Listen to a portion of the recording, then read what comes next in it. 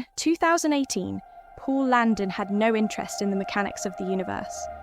A private contractor at CERN's Large Hadron Collider near Geneva, he was a security guy, plain and simple.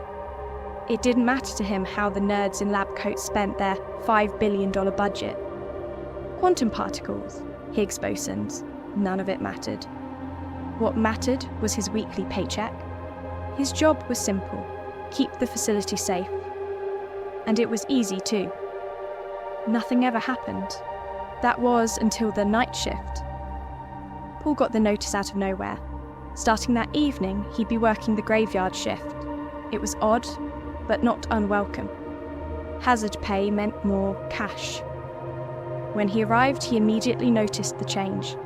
The usually quiet halls hummed with urgency. The scientists, normally absorbed in their inscrutable work, were edgy, whispering in clusters.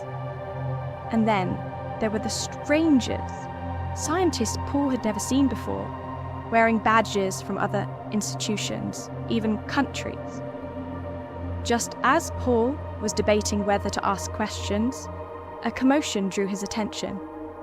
Down the corridor, a group of men and women wheeled in a large object on a trolley.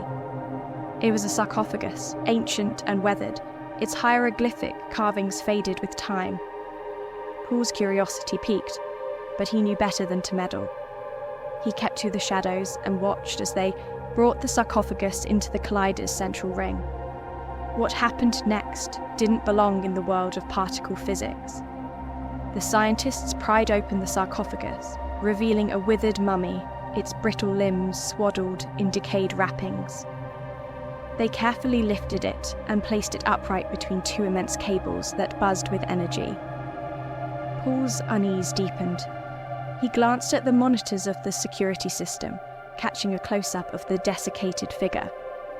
A banner of data scrolled underneath the image. 10,000 BC. The scientists retreated, leaving the mummy alone in the center of the collider. The machine roared to life, a sound like grinding metal and distant thunder.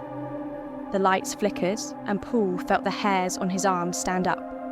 His gaze darted back to the monitors as the droning grew louder.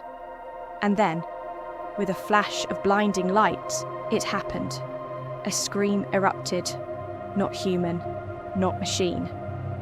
It was an ear-splitting screech that filled every corner of the facility, a sound that seemed to twist in Paul's chest. He clapped his hands over his ears, but the noise burrowed into his skull. Scientists doubled over in pain, some collapsing to the floor. Through the piercing sound, a voice emerged. It was guttural, ancient, layered as if 100 throats were speaking at once. Fools! I am the Ancient One, the descendant of the heavens. Though I bear the knowledge of eons, you are not worthy of it.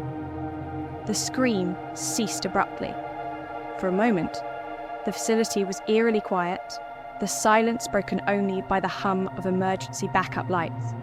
Paul turned back to the monitors. The sarcophagus lay shattered, and where the mummy had been, there was now something else. Something that defied human understanding. The being stood tall, its elongated limbs shimmering with an iridescent hue. Its face was a mask of otherworldly intelligence, eyes black as voids, yet somehow brimming with menace. It radiated an aura of impossible age and alien power. Paul felt his stomach churn as it glanced towards the cameras, locking eyes with him through the screen. The being's lips didn't move, but Paul heard it anyway, as if the words were whispered directly into his brain. You will not summon me again, and then it vanished, leaving only a faint scorch mark on the floor. The next morning, Paul wrote his resignation letter in the parking lot and handed it in without a word. He packed what little he had and drove as far from Geneva as his car and budget would take him. He never told anyone what he saw that night, but sometimes when the wind howled just right, he swore he could hear that voice again, echoing in his nightmares.